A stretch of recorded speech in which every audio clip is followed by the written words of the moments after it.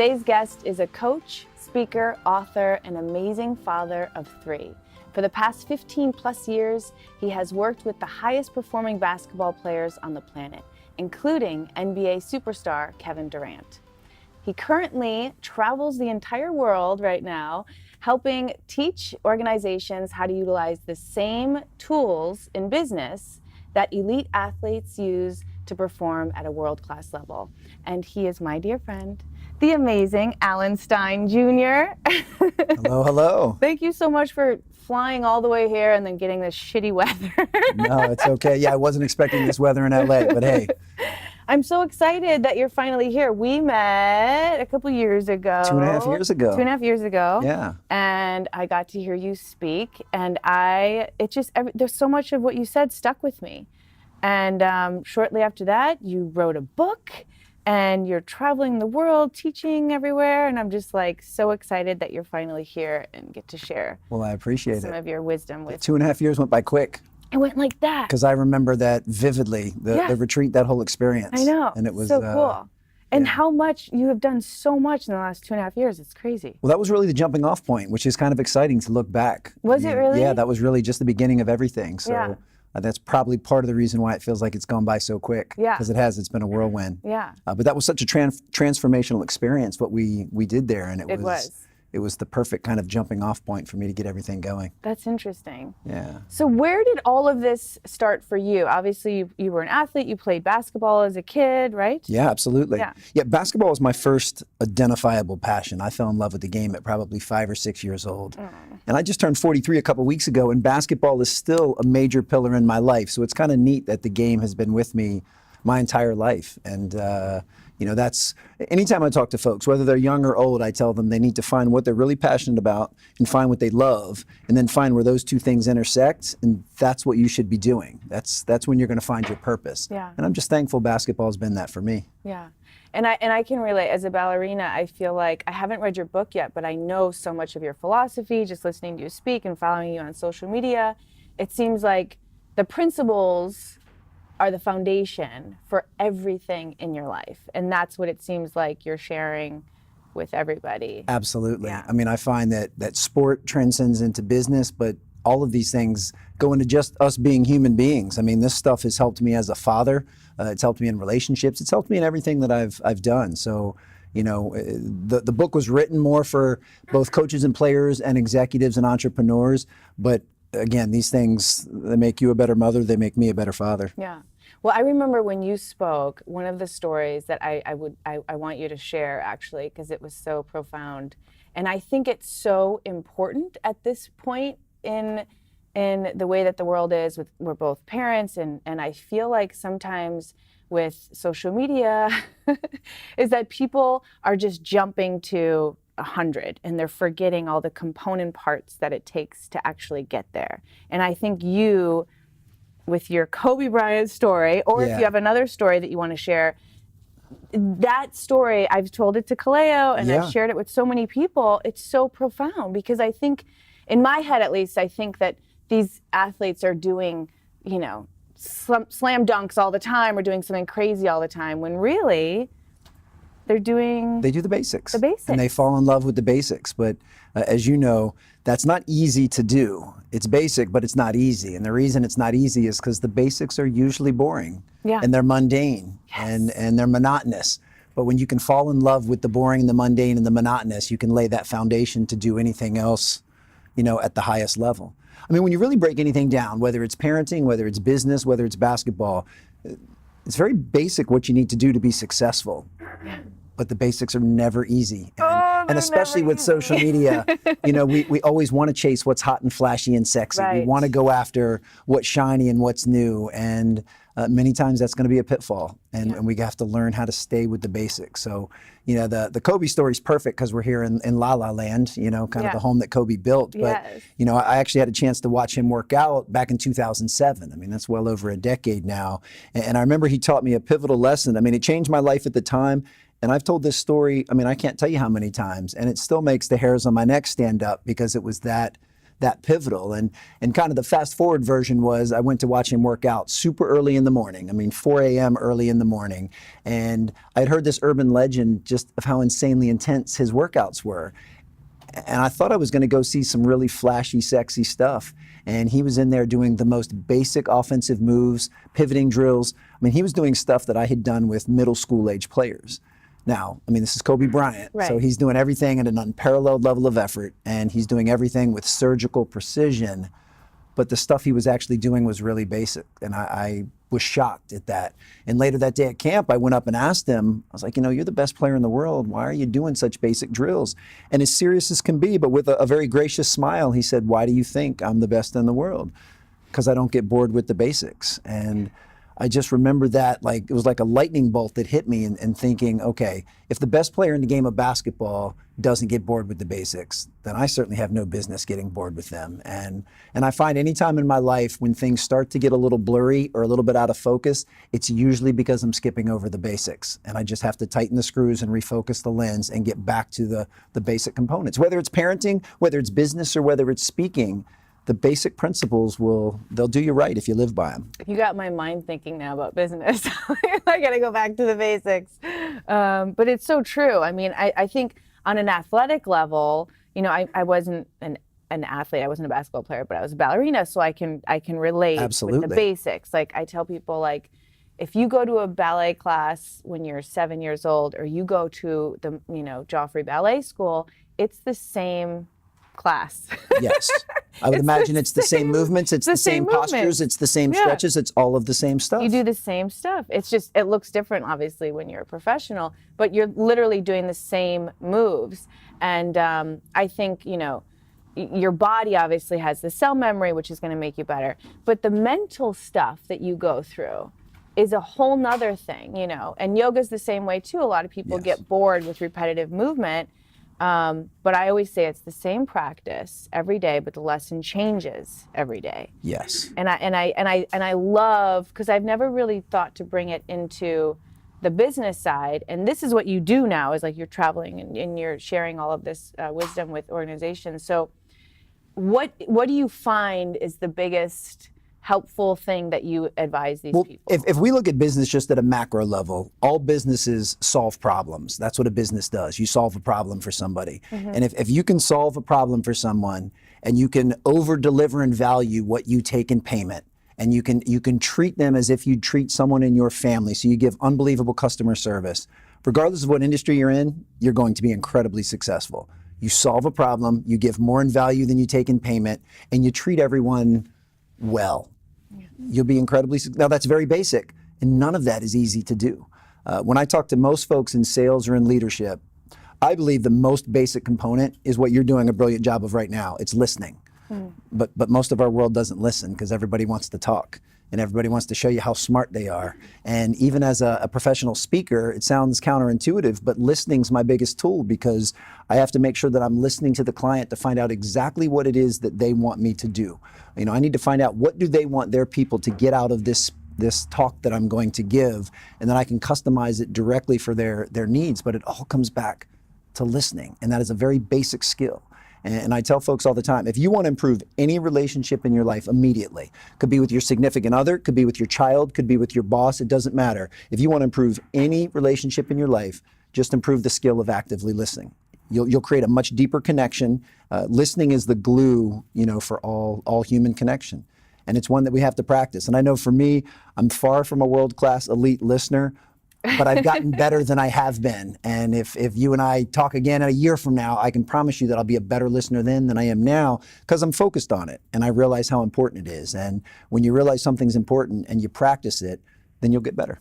I agree. I mean, I think just being mindful of it, and it's so interesting because I think you're right. I think if people think that there's an issue, whether it's with parenting or relationship, they immediately go to all these other levels when it could be as simple as, maybe you just didn't hear me right, or maybe, let's listen more. And, that's fascinating. It's a human need we have. We want to feel that we're heard, and that's, again, why social media has exploded. So now everybody's got a voice and everyone's got a platform. And everybody's doing all the talking and everybody's sharing and everybody's posting, but how many people are really listening to what's going on? And the gold is always in the listening. this kills me actually, when I spend so much time writing a post and nobody reads what I'm saying. I'm like, you guys, come on. And you can tell by their comments that you they can didn't tell by read. their comments. Absolutely. And honestly, I don't comment unless I actually read what they say, because Right. I don't want to be perceived as not understanding, what they're trying to get across. But while you were saying that, it's so interesting because you really live by everything that you say. And I try to. You do. You do. You Well, do. I appreciate that. And through social media, I've told you this before, I mean, we're friends outside of social media, but I love the fact that I get to see what you post on a daily basis, whether it's with work or your kids, and you share all these great little golden nuggets all the time. Thank you. And this is actually something that I've always done, but now when I do it, I think of you every single time, and I did it this morning. Yeah? Putting the grocery cart back. Yes. That's it. It's like the simplest thing, but it goes back to what you're saying, the basics. It is. And it's so simple, but I think it's like, some people believe in making their bed in the morning. It's those little things that just kind of like builds. I don't think I'm going to ever run for political office, but if I do, that will be the crux of my campaign, is making sure people put their shopping carts back. Yeah. Because I think when they don't, and I don't mean this because I'm not judging the person, because I've never walked a moment in their shoes or seen the world through their eyes. It's easy for me to make a snap judgment. But leaving your cart out is an act of entitlement, it's an act of laziness, and it's an act of selfishness. Again, I don't know these people, so I would never say this person is selfish or this person is lazy. I would never say that. But it's a behavior that's in harmony with those traits. And, those aren't three of our most attractive traits as human beings, laziness and entitlement and selfishness. So it takes a little bit of extra effort to put something back where you got it from. I feel so good when I put it back. Oh, as we all should. I did it. But little things end up making a big difference. And if you think that it's okay to leave your shopping cart out, then you might think it's okay to do something else. And then all of a sudden these things start to ramp up. And the next thing you know, you'll see your entire character erode because of things that you could have nipped in the bud when they're little things. And I don't mean the end of the world is coming because people leave their shopping carts out. No, but it's not such overly a nice, dramatic. It's something that people do on a daily basis. But yeah, so I tell my children all the time, how you do anything is how you do everything. Yes. That if you're not going to put your shopping cart back, why should I believe that you're going to make the right decision when it's a big decision and when it's important and when there's more at stake than just leaving your cart out? So yeah, try to do those little things, but we're human beings, we're fallible, we all make mistakes. Yeah. And the key to self-awareness, I've made mistakes before, plenty. I've made 20 of them today, and we're not even halfway through the day, but the key is having the awareness and going, you know what, I left my shopping cart out today, that probably wasn't the best of me, next time I won't do that. Hey, that's all we can ask. Yeah, no, absolutely, I agree. And I think, do you feel like, I'm sure you're gonna say yes, but being a parent, you have eyes watching you. So your every move, you think twice, like, okay, I have to do the right thing. What is the right thing? They're watching me. Because so much of being a parent is what you do, not what you say. Yes. Yeah. Yeah, the modeling's crucial. And it's good because it's an extra built-in level of accountability. Because, as a parent, we love our kids more than anything in the world. And we want to make sure we're doing right by them and we're modeling the behavior that we want to see from them when they're older. So I could sit my 3 kids down on the couch and give them a talk about how important it is to be respectful. Or when we go out to dinner, I can be incredibly respectful to the waiter or waitress.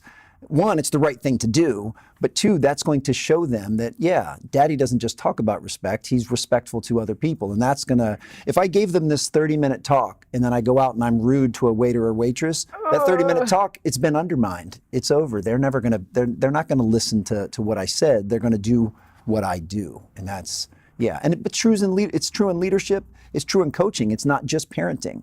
If you're the CEO of a company and you tell all of your people, this is what you need to do, everyone here needs to be on time, and then you roll in 3 minutes late, you're not living in harmony. Your beliefs and your behaviors aren't congruent. And anytime beliefs and behaviors aren't in harmony, we've got a problem. So how would you suggest, like, let's say, somebody is running a company and people do make mistakes and they're, how would you suggest that they go about resolving that? Well, it's important for people to realize that accountability is, when you hold someone accountable, that's not something you do to them. That's something you do for them. When you hold someone accountable, it's because you care about them. That means I believe in you and I know you're better than what you're showing me right now. And I believe in you so much that I'm going to hold you to a really high standard. And when you don't live up to that, I'm going to tell you. Now, I'm going to tell you with grace and with love and with compassion. I'm not going to talk down to you. I'm going to try to lift you up. But accountability is important. And we know that intuitively as parents. Like, it's not my job to be my kid's friend. I do hope as they get older that I develop a very strong friendship with them. Right. But my job is to help model and groom them to be happy, well-adjusted, contributing citizens to this world. And that comes first. And same thing, if you're the leader of a company, you need to demand excellence from your people. You need to live it yourself, but you need to demand that and hold them to that standard. That's the best gift you can give them. Letting people slide is, to me, that's showing them that you don't care about them. And people talk all the time about tough love. It's really not tough love, it's just love. If you love someone, you hold them to a high standard because you want to help empower them to be the best they're capable of. I think the delivery, though, is so important. Absolutely. Like you said, like especially, we keep going back to children, but in coaching, I mean, you can't talk, when you talk down to somebody, I think people immediately get defensive and they don't hear you. Absolutely. But the way you said it sounded so empowering, that I care about you and I want to hold you to this, that's a totally different way of delivering the same message. You talk to them, not at them. And from an accountability standpoint, if we're looking at a business, average businesses have vertical accountability. I'm in charge, you report to me, I tell you.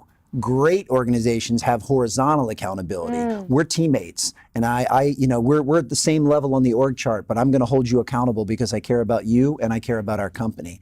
And vertical as well, which means I might be the CEO, you might be the building service person, you might be the lowest person on the org chart, but you still feel comfortable holding me accountable and vice versa. When you can create that type of atmosphere, then you've got something special. And it always goes back to, I'm holding you accountable because I care about you and I care about us. And that's what's most important. It's not personal. It's not through spite. I'm not trying to catch you. We want what's best for the group. Yeah. And when you can hold people accountable under those terms, then special things happen. We're all in this together. Yes. That's what I always say. Absolutely, Not only we are. in companies, but like the entire world. I'm like, come on, guys, we're a team. Absolutely. Let's do this together. Help our fellow human beings out. Yeah, it's so true. And on a personal level, obviously you're a father and you have twin boys. I do. How old are they now? Boys will be 9 in March. You'll be 9. Yeah. And your daughter? Yeah, she'll be 7 in June. 7, yeah. Yeah. So they're getting up there. You have your hands full. Do have my hands full. Yeah, appropriately full. So sweet. They seem so well-mannered. They're good kids. And so sweet. It's always fun, as a parent. I mean, when they're with me, I feel like they're tornadoes. And it's like, I feel like they're just all over the place. But anytime I take them somewhere else and I pick them up, they say, man, you have the most well-behaved children. And that warms my heart. That makes me feel good. That makes, and I would rather they would misbehave with me than misbehave with somebody else. So, so that part's okay. Yeah. But that's fatherhood's amazing. Yeah. And I love it. And it really is. It helps in all of these different areas. I mean, what I've worked on really hard professionally to be a better coach has helped me be a better father, but being a better father has helped me become a better speaker. I mean, these things are all related. As human beings, we can't really compartmentalize all of these things. I mean, it's like character. I mean, you either have it or you don't. It's not like you have high character at work and low character. Not like you either have it or the light switch is either on or it's off. Yeah. And I find parenting's been pretty cool for all of that. And I love the way that you describe yourself. Well, you're amicably divorced. Yes. So I lead with that. I love that. I'm proud of that. No, I'm like, why isn't there more of this? Like, I didn't grow up in a household like that, unfortunately. And I never married my son's father, but I was married at one point, and we did have a very conscious divorce. We're still best friends, and it's really funny actually, because it actually makes other people uncomfortable because they're like, oh, well, we're not, and we're like, no, we still love each other, and like, it does confuse people. It is confusing for people. It's like, I don't even, but I love hearing that, especially when there's kids involved. I mean, so was that always there, or was there a process that you guys? Because I feel like it takes two people have to agree. We're doing this for the kids, and I love you, and we have children, and So do you want to talk about that a little bit? Absolutely, be happy to. Yeah, and we had our rough patches, and of course, time heals most wounds. But we both made a conscious decision that our relationship is going to determine how our children see the world in many different ways. I mean, I know I wouldn't put words in her mouth, but for me, my sons will learn from me how to treat a woman by how I treat their mother, and my daughter will learn how a man should treat her by how I treat their mother. And I can't think of anything more important than those things. So on that one. yeah, but people don't understand that. No. And I have compassion because when people are hurt through a broken relationship, there's jealousy, there's spite, you have all these toxic emotions, and you don't know where to direct them other than the other person who may have hurt you. So my heart goes out to people that have gone through that. But on some level, you have to rise above it and go, okay, this didn't work out. It hurts, it sucks. However, I've got 3 little ones that are watching everything I do, and I can screw their life up, or I can do what's right. And, there's never a wrong time to do what's right. And thankfully, she had the same approach. And we've actually become better friends since the divorce because we've made that commitment to each other. Yeah. And that part's cool. And I love that. Yeah. And I know it'll help the kids when they're older. I mean, there's still confusion now. They don't quite get it. Sometimes they're confused, like, why don't you move back home? Yeah, because if you guys are such being good friendly. friends? Yeah. And that's okay. Yeah. At their age, they don't quite understand that. They don't have to. But you always have the choice to take the high road. And many times that's a really hard choice because the easy road will make you feel better temporarily. Yeah. I say something to hurt you, or I do something to hurt you because you hurt me. That vindictive mentality will make me feel better for about 3 seconds. And then after that, you end up feeling worse. Yeah. So just go ahead and take the high road. And when there's kids involved, I mean, I always say this, but I became a better human when I became a mother because it wasn't about me. Yes. I actually had to think outside of myself, which is what everybody should do, even if they're not a parent, because it's the healthiest way to live. Absolutely. But whenever I think about my son, it makes every choice easier. Yes. Because then it's a place of love, and it's thinking about him, and there's no vindictive or manipulation. Right. It's just, I can't. Because unfortunately I did experience that a little bit when I was a kid, but I don't, that's all part of it too, because I know what I don't want to do. Which is just as important. Yeah, it is. Yeah, which is why we should always keep our eyes and ears open, because life, as you always say, is throwing lessons at us all the time. So we just got to become better students and pay attention. Yes. And you can learn just as much from what you don't want to do, or how you don't want to behave, or who you don't want in a relationship. That'll help you find the person that you do want. And so there's something to be learned from all of it. And we all make mistakes. So we also have to give ourselves some grace and compassion. When you mess up, you mess up. You own it, you learn from it, you don't repeat it, and you move on. And I think that as a parent, that's so huge too. It's like when you make a mistake, instead of trying to cover it up and, I love telling Cleo, you know what? You're right. Yes. I totally messed this one up. And because then there's still that trust. I think it's so important as a parent to do that. And in anything. Yes. Well, even, it was funny, Max and I had this conversation the other day. It was kind of via text. Every once in a while, the kids will start having some behavior that I know they got directly from me that she doesn't necessarily want them to be doing. And thankfully, we're open enough where she can just say, hey, the kids are doing this or saying this. I'd appreciate it if you don't do that, because I can't tell them not to do it if you're going to keep doing it. Right. And I have to always just take a breath and go, okay, this is coming from a genuine place. She wants what's best for our children just like I do. So there's no reason to get defensive. There's no reason to take it personal. She has every bit as much of a say in the way we raise our children as I do. So yeah, that's cool. And I can just kind of become a spectator to my own thoughts and emotions and just step out and go, okay, I'm not gonna argue this. This is something that's important to her from her perspective. So yes, I can absolutely not do that anymore, because it's affecting our children. And, that took us a while to be able to get to that place, but it's great. And I've told her, and she said the same thing. I said, if there's ever anything that concerns you about the kids, please reach out to me immediately. I mean, that's what's most important to me.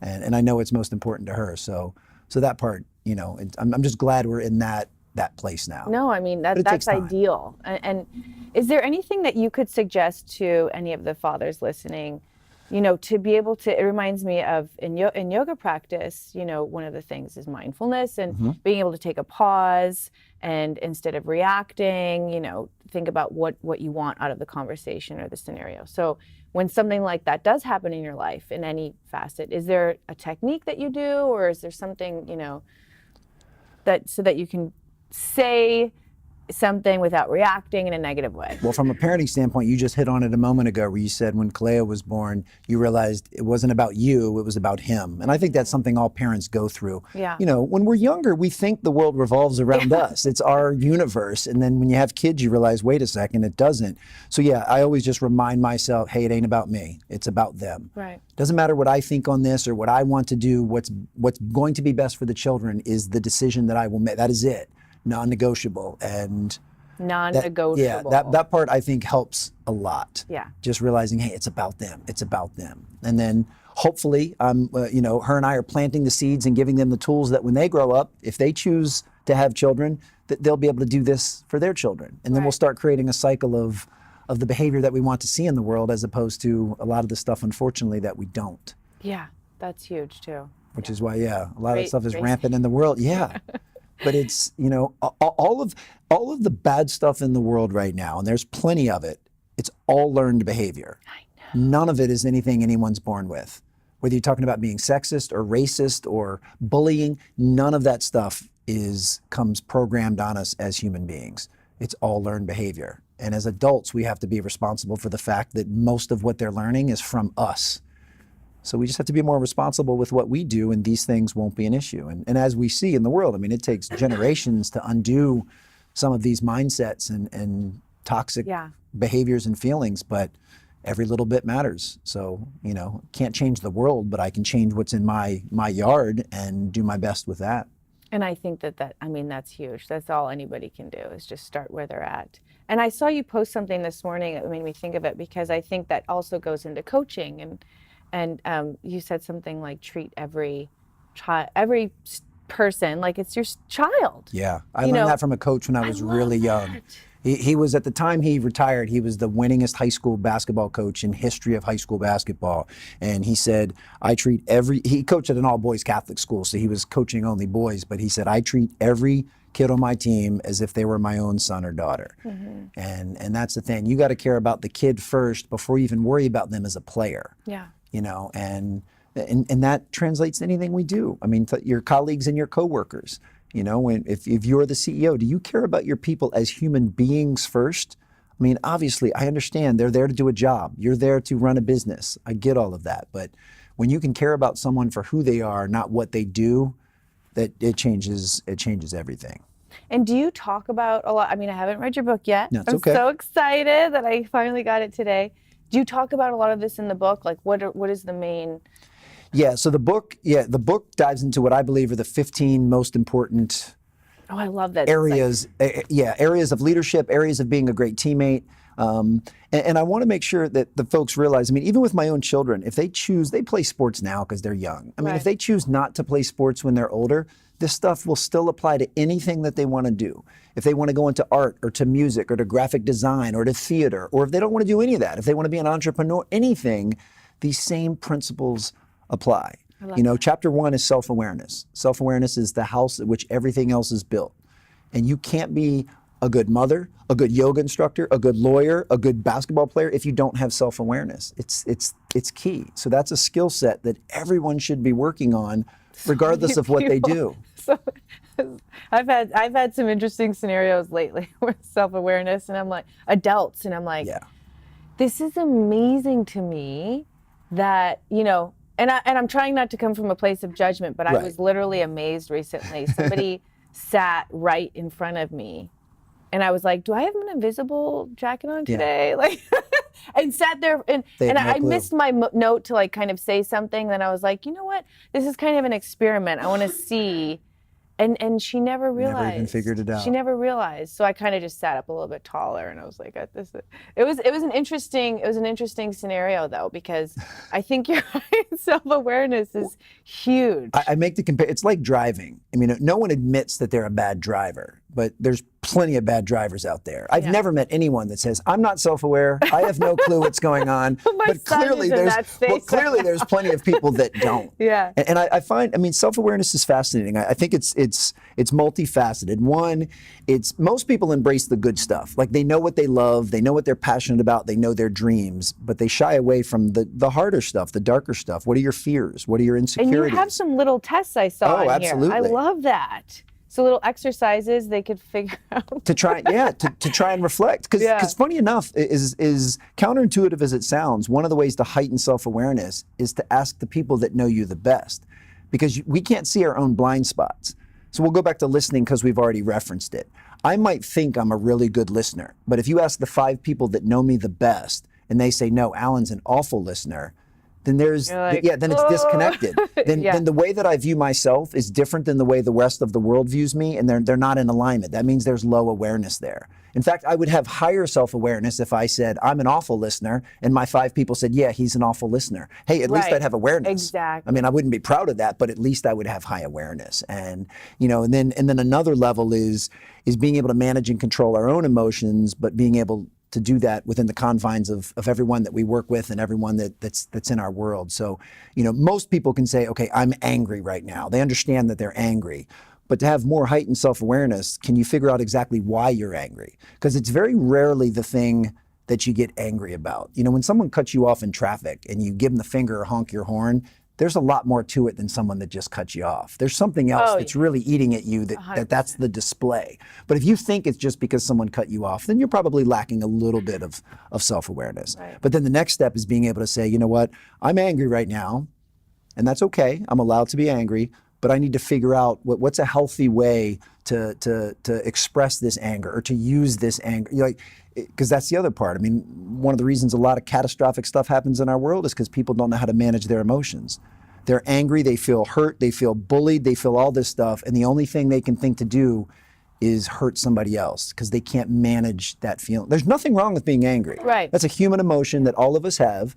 So even now, when I find myself, if I'm angry or disappointed or irritated, I don't run from it. I just say, okay, this is how I'm feeling at the moment. This is going to pass at some point. But then I try to make sure that I act responsibly with that. So, if I'm feeling really irritable and frustrated, I know that I'm more likely to snap at my children, not for anything that they do, because that's on me. So I try to rearrange things so that that's less likely to happen. And I also believe that self-awareness is not something that you ever arrive at. It's something we have to do every day. It's like saying, hey, I'm physically fit, but I'm never going to work out again or never do anything again, but I'm physically fit. Well, guess what? In 3 months, you won't be. You have to keep doing it if you want to stay that way. And same thing with self-awareness. If you're pretty aware now, well, you got to do a little bit more tomorrow and a little bit more tomorrow. Yeah. And we all kind of go up and down with different, highs and lows of self-awareness. And I think that pertains to everything. I love that because I think that you're right. I think with the spiritual work or the self-work, people think that, oh, I did this, now I'm good. Yeah. It's like, no, it's going to give you a test tomorrow, and it's going to give you another test tomorrow, and it's going to give you all these tests to actually utilize and practice those things that you just learned. Absolutely. And it's going to constantly come up. But getting back to what you were saying about this anger and it's everything, while you were saying that, I was like, it's so interesting to me. I think, and I feel like social media has actually been a huge reason why this shift has happened. But with men, there's been this huge shift with men lately, where it's okay to be soft and it's okay to, like you said, like it's okay to be angry. And I think people are just kind of, I don't know. I feel like there used to be this, and I'm assuming probably when you played sports when you were younger, it was like a tough, like, you got to be this way. Yes. And it was like this certain archetype and you had to be like this. And yes. Now I feel like we're all kind of trying to be more equal in all areas, know? And especially embracing emotional intelligence and things like that. I mean, to me, that's one of the most important things that I can teach my 2 sons in particular. I mean, my daughter for sure, but my sons, like, it's okay to cry. Right. It's okay to feel these things. And I don't believe in that old archaic mindset, especially, I mean, it was rampant in the sports world and still is. Yeah. And that's where we realize, I mean, how important language is. Like, even I've heard fathers say something to their sons to the effect of, stop crying and acting like a girl.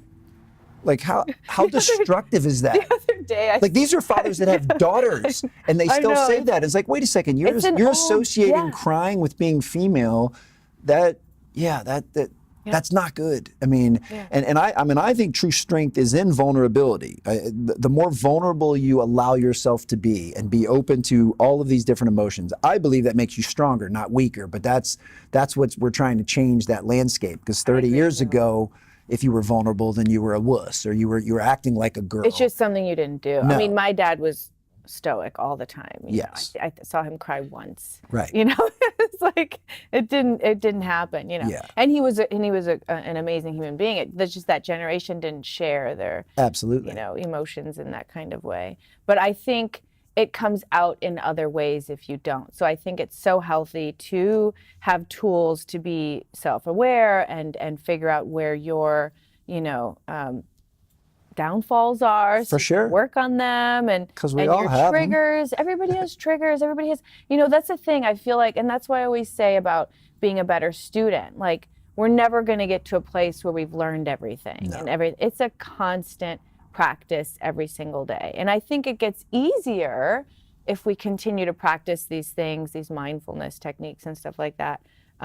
It definitely makes life easier. For sure. Yeah. And you have to learn how to learn. I mean, that's even a skill. Like, just being open to knowing that the world is going to give you so many different opportunities to learn something. And it was kind of like we were talking before. You can learn something from every situation. You can learn more of what to do. You can learn what not to do. Mm-hmm. Same thing with feedback. Any feedback that we get in this world, you have a choice on what you do with that feedback. And high performers and really happy people always choose to use feedback in a way that moves them forward. So if someone gives you praise and gives you good feedback, then you think to yourself, okay, well, I'm going to do more of that because it was working. And this is not about pandering for people's affection or attention. It's if you get solid feedback, say even on a work performance, then you realize, okay, what you did to prepare for that actually worked, so do more of that.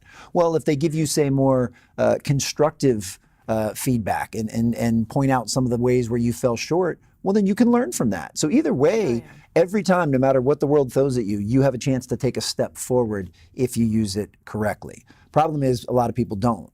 So when people give them praise, instead of using it to serve them, they actually use it to cripple them because they either get complacent or they get arrogant. And they think, okay, well then I've arrived. And if they get negative feedback, instead of using it to learn a lesson, they let it erode their confidence and rattle their cage. And then they think, okay, well maybe I'm not meant to do this. So any feedback that you get, you find a way to make sure that you use it to move forward. I mean, that's easy to say, but what can, Very easy to say. Is there anything you could share with the audience that you think could help if somebody is giving constructive criticism? And I know that everything I'm saying to you right now, I'm saying in a very matter-of-fact tone. And I'm making all of this stuff sound easy. None of this stuff is easy. Not a single thing I've said to you since this conversation started is easy. If it was easy, we'd all already be doing it. The world would be perfect because everyone would be putting their shopping carts back and everyone would be letting their sons cry. But this stuff is not easy to do. That's why we don't do it. But we have to take the road less traveled and put that effort in. For me, when it comes to feedback, the very first thing, I'm human, I'm not a robot, so I don't want to hear negative feedback any more than the next person, but I'm going to get it. And as a professional speaker, I get it formally. People will fill out written evaluations of my talk. And but what I have to do is there's a few things. One, the first thing I do is I depersonalize it. And I think, all right, these people don't know me personally. So this is not an attack on me as a human. This is their thoughts on my performance, which they have every right to give their opinion on. So as soon as I depersonalize it, that helps take a lot of the sting out of it. So the 4 agreements, like don't take it personally. Exactly, yes, which is a brilliant book. And then you also have to realize from a feedback standpoint, as we mentioned, when someone cuts you off in traffic and you give them the finger and you honk the horn, there's a lot of depth to that. That's not what there's a lot more to it than that. Well, same thing. If you come see me speak tomorrow and you give me some scathing feedback, I have to take a moment and go, okay, how much of that is from my performance and how much of that is from the baggage that you brought there? I mean, if your dog died the night before, your kid was up sick, you didn't get any sleep, you had to skip breakfast, you got a traffic ticket on the way there, and then you come watch me speak, you're probably not going to be in the frame of mind that's feeling positive. So I have to understand that. So you're never as good or as bad as other people think in that immediate moment. And then the other part when it comes to feedback is you have to ask, is the person giving it actually valid? And everyone's entitled to an opinion. Right. But if someone's going to, we'll just keep using speaking as an example, tell me some technical things to work on my craft, but they're not a professional speaker. They're not a professional speaking coach. They've never had any formal training. They're just a human being that has their 2 cents on what I need to do to be a better speaker. I just have to be able to take that. I'll still be open to it. Some hate. Yeah, or could be, but they may not know what to do. Any more than, I mean, you're an expert ballerina. I know nothing about that. If I came in and started trying to correct your form and your movements and your, like, how could I possibly do that? I'm not trained to be able to do that. And I could offer my opinion. I could say, hey, that pose is better than that one. I would love that. That would, yeah, that would be something we else. should do a Yeah. basketball ballet situation. I'm in. I'd probably look good in the tutu. I won't lie. Let's do it. That's funny. So feedback, it's an interesting one. So we just, the key is trying to not take things personal. I think it goes back though too to the person that's giving it is giving the way that they deliver it, because I'm trying to put myself in a position where I know you and I've heard you speak. I don't know that I would ever say anything negative anyways, but let's just say I was like, Alan, why didn't you fucked up on that story or something? I don't know, but my delivery, it would be, you would listen to it because of Absolutely. my delivery. Yes. You know, so I think that that's also so important. But you have high emotional intelligence, so you'd know a way to be able to share something constructive because you believe that it would make me better, and you would deliver it in a way that I would be open to receiving it. Yeah. That's a good portion of what emotional intelligence is all about. Life. Yes. Yeah. Yeah. And even more so now, because the first time you saw me speak, we had just met. So we hadn't built any type of currency between us. We were basically just meeting for the first time. Now we've known each other for a couple years and we've built a friendship. So now I'm even more open to receiving what you'd have to say because I know it comes from a genuine place. So that's the other thing that you have to think about is, and I take that when, I go speak. These people have known me for less than an hour when they're going to fill out their form. Like there's no context to it, which is different than someone that you've known for a longer time so all of these things are just moving parts, but we should all be open to feedback because it shouldn't be beneath any of us, and we just have to be taken. Always a student. Yes. Right? I love that mantra that you have. I mean, that's all we are. We're just students. Always a student. That's what we are. It certainly doesn't stop when school stops. Yeah.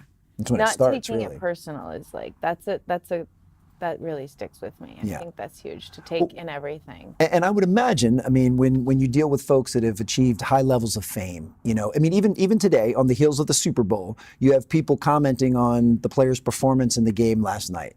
People that they've never met. Some people have never even put on never put a helmet on, and they can critique these certain players. But I would imagine that, and will you say Tom Brady as an example? He's probably gotten to a point where he's insulated himself from a good portion of that chatter, and it doesn't bother him anymore because he can say, you know what, let people tweet what they want. It doesn't affect me. I know what I've put in the work to deserve to be successful, and that's cool. Now, if Bill Belichick calls him and says, hey, I've got some constructive feedback for you on how you could get better, he's going to listen because there's a history there, there's an expertise there. So I would imagine, but I'm guessing, because I'm not famous, that would probably be the hardest part about attaining fame, is that going from letting that stuff bother you and eat you alive, where you're reading every comment that someone posts, to the point where you don't worry about it anymore. But it's a journey that they all need to take.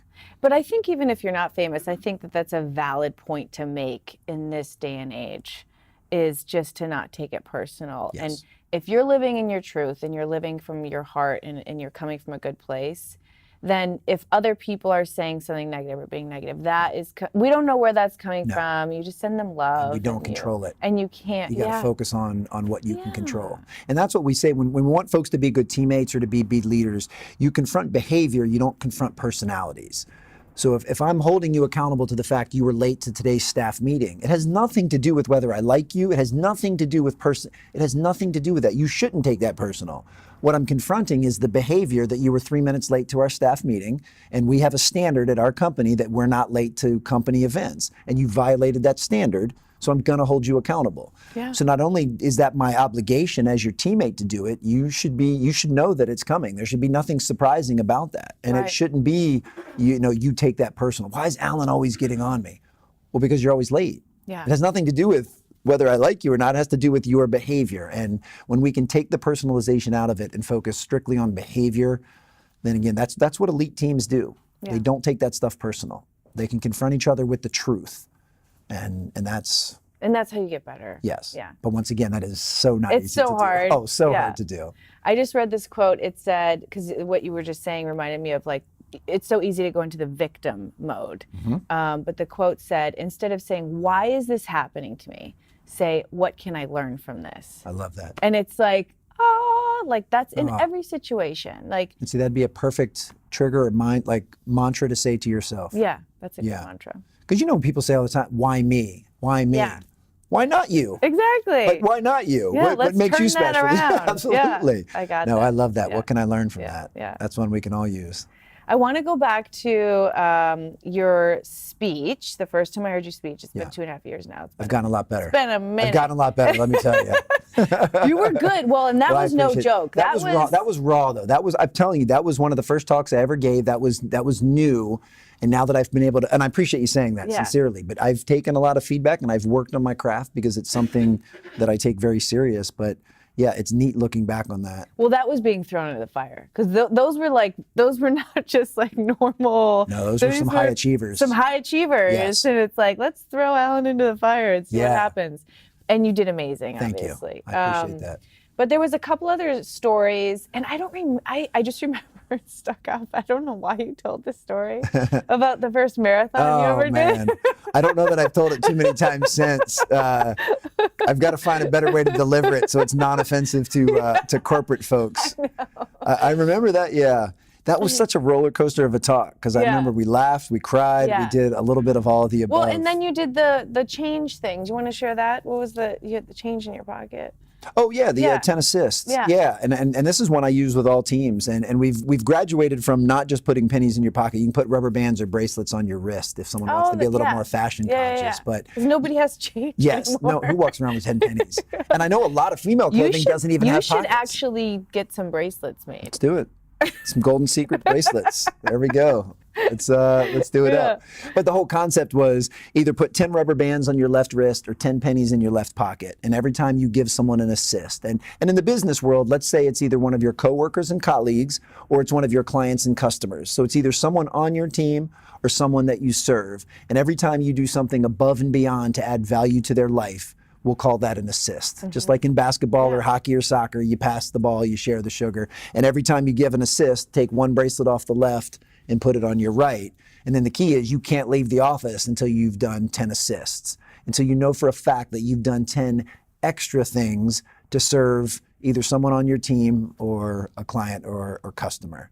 And a lot of people already do that. I mean, there's a lot of servant leaders out there, but I just like it because it brings it into our consciousness and we have an awareness of, man, I've only given 3 assists today and I'm slacking today. What can I do to add value to people's lives? And really that's what we should be encouraging, all of us, is how do we fill other people's buckets? How do we recharge other people and make their life easier or make their life better? And that's just a great way to formalize it. And you take a typical basketball team, you've got 15 players and say 5 coaches, that's 20 people, that's 200 assists a day if you're conscious about it. I mean, and that's big time. We're in with social media, we're always worried about number of likes, number of views, retweets, all of this stuff.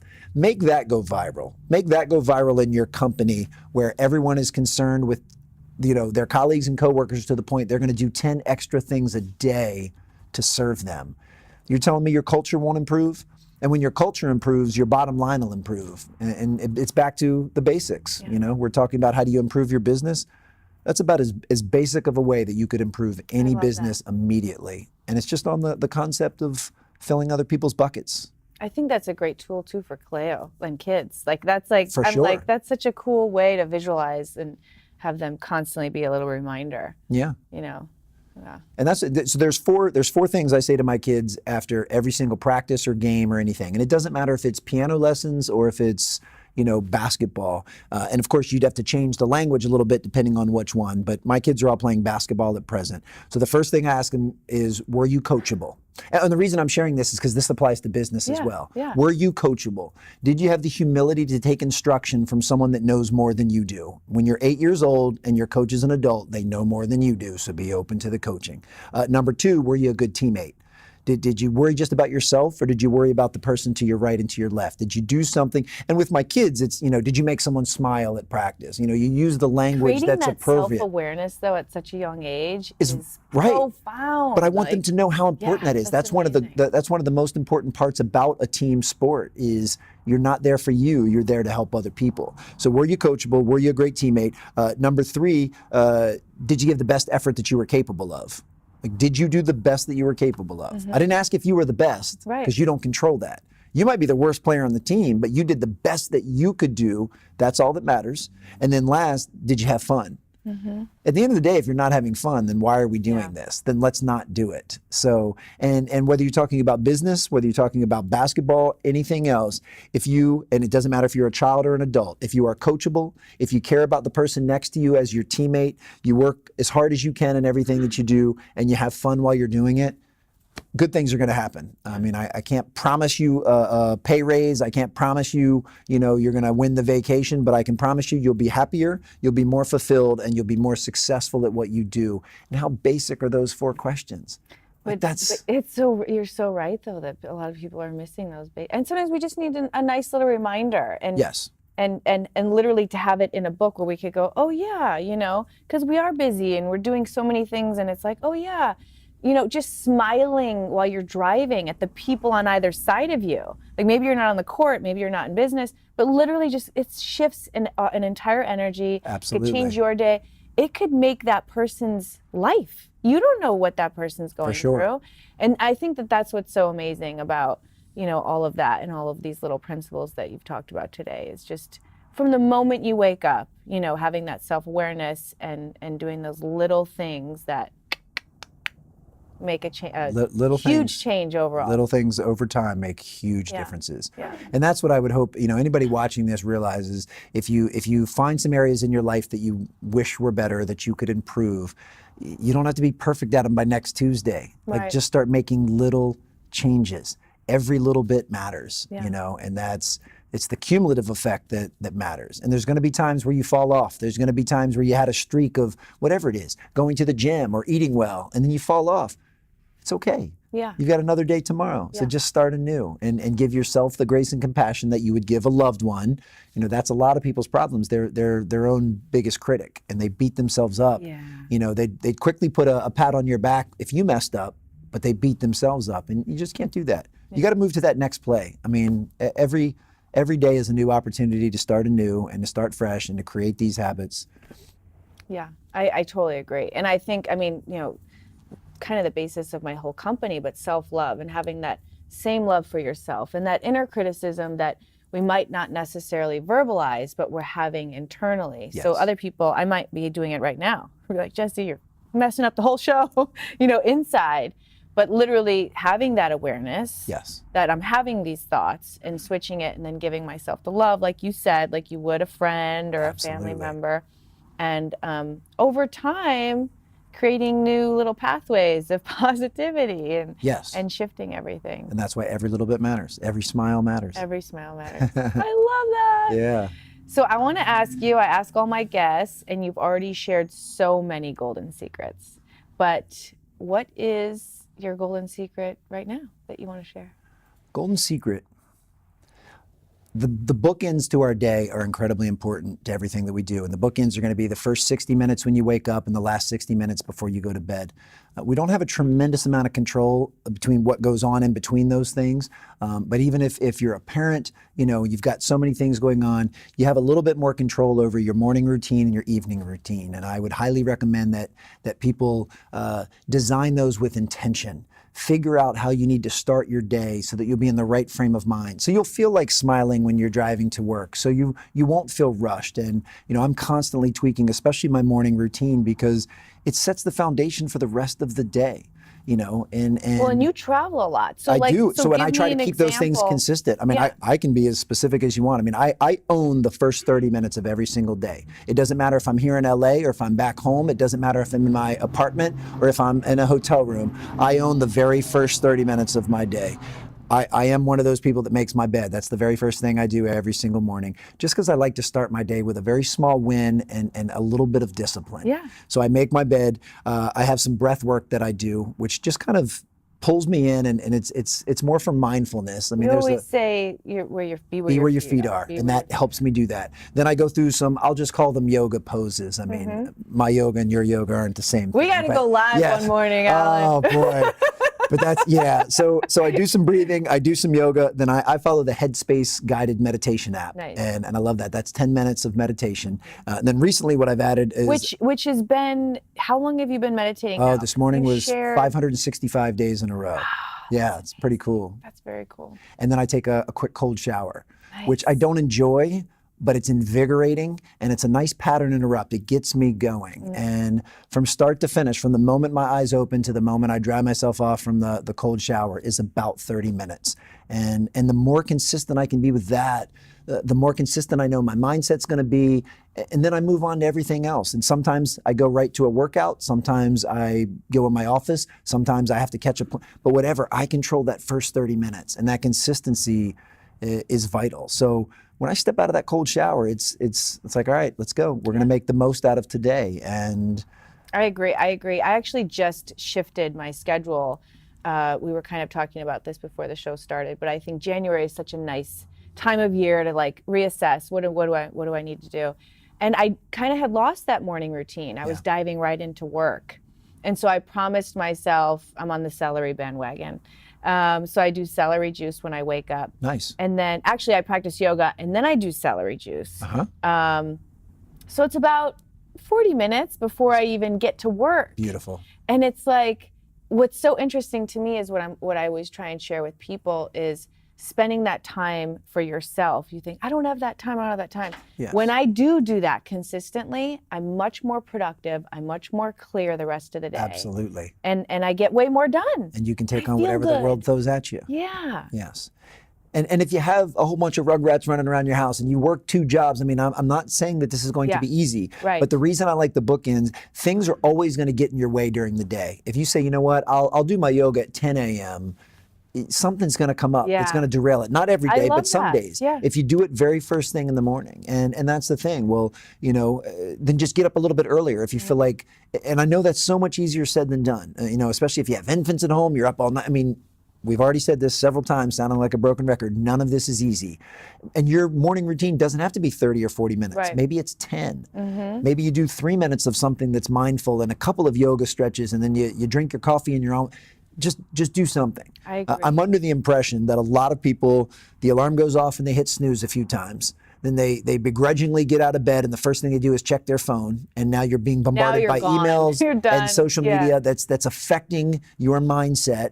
And you're letting other people control your mood, and then you're screaming at your kids, trying to get your kids ready, and you're putting your makeup on in the car while you're rushing, you're late to work, and I mean, no wonder you're not in a positive frame of mind by the time you get to work. Look what you just went through. Yeah. And things are still going to happen. But for me, when I control that first 30 minutes, like I said, when I get out of that cold shower, I'm ready for anything the day throws at me. And it's going to throw some stuff at me, but I'm so much better prepared then. I like though like you said, non-negotiable earlier, not pertaining to this, but it sounds like this is a non-negotiable. It's for me now. non-negotiable. I think people need to create that time, even if you do have kids. Like there is a way, like either get up before they wake up, or there are ways to do it, and allow that time for yourself. And I love the way that you put it, the bookends in the morning and in the evening. So how do you wrap up the night? Like what for you is? It really depends. Sometimes I'll end with some reading. I enjoy Netflix. Like sometimes I watch documentaries, sometimes I watch stand-up comedy. For me, it's. But this is so, I love it because I thought you were going to say like I journal. And no, I don't. It's a time for me just to decompress, and it's a release. Yeah. Netflix and chill. Yeah, by myself. Yes, how great is that? But it's a way for me just to kind of unwind, and a lot of the things I mean, we were talking about Bosch before. Yeah. When I watch these different shows, it's not just for the content, which I certainly enjoy as any other viewer, but I'm also fascinated by the writing and by the acting and everything that goes into putting this thing on. So, even when I'm watching what some would say is a mindless show, I'm actually learning something from it, and I just enjoy that. So yeah, many times that's how I choose to end my day, and I'm okay with that. Yes. Yeah. And just to kind of zone out, and then then I'm off and running. And that's the thing too. If we have to realize that it's kind of like a tug of war on a rope, that if getting up super early is really hard for you, then you're probably not going to bed early enough, that you're still tired early in the morning. So you just have to ask yourself, what is most important to you? And I don't know that anything can be more important than our own happiness and fulfillment and success. And if I can directly link my morning routine to those three things, what could be more important than that? It's not till staying up till 2 a.m. doing, playing video games. It's, I'm going to go to bed at a reasonable hour so that I can wake up and start my day the way that I want. And, but with full transparency, developing this morning routine, I mean, it was not easy to do. There are still days where it's harder to do than others. There's still, there were times when I was first starting some of these things, especially the cold showers, where, I mean, it was easy to fall off and it wasn't enjoyable whatsoever. But and you're in DC, so it's really cold. When I wake up in the mornings now, it is dark and it is cold, and that cold shower is miserable. Yeah. But when I get out of it, and I'm not in there for 25 minutes, I mean, it's like a 3-minute shower, if that. But when I get out, there's a renewed sense of confidence. It's like I just did something that I really didn't want to do. Awesome. Because I know today's going to throw at me some things that I don't want to do, and I'm going to be so much better prepared to handle them now. And that's the mindset that we need. I love it. The bookends. Yes, the bookends of the day. Amazing. Yeah. Well, I'm going to encourage everybody to get your book. You could get it on Amazon. You sure can. It's Kindle, Audible. Yes. All the goods. Yeah, if they're entranced by the sexy voice I have, I did the reading for the book. Yeah. Wait, how hard is that, by the way? It was so hard. It was so hard. It was 20 hours in the studio. You guys, this is what I want you to do when you get Alan's book. Read it out loud to yourself and see how long you last before you mess record up. It. And have a director standing over you saying you have to say that slower, or you didn't say that word right. Yeah. I'm like, how did I not say it right? I wrote it. Yeah. But yeah, it was challenging. But it was a fun process, and I enjoyed it. And so it's This cool. has been such a joy to see you, and I remember when you got the book deal, and now it's book and it's available everywhere. And I'm so excited to have you. Thank you. Thank you so much for being Awesome. here today. So nice to reconnect. Yay.